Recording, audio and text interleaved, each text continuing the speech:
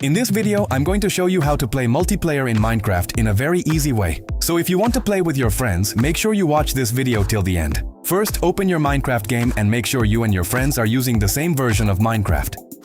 Make sure both of you are added as in-game friends. If you don't know how to add friends, you can check the video link in the description. Now, from the home screen, tap on the Play option, then tap on Create New World, and again tap on Create New World to continue. Now, from the left side menu, scroll down and find the Multiplayer option and tap on it. Now turn on the Multiplayer game option. Also, make sure to follow the same settings that I'm using here.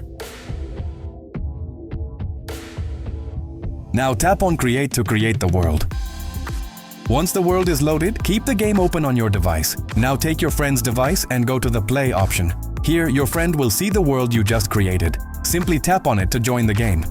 Keep in mind, to play multiplayer, both of you must be logged in with an Xbox or Outlook account. Also, make sure you are added as in-game friends and using the same version of the game. As you can see, me and my friend are now in the same world. So that's how you can easily play Minecraft with your friends. If this video helped you, don't forget to like the video and subscribe to the channel. Thank you.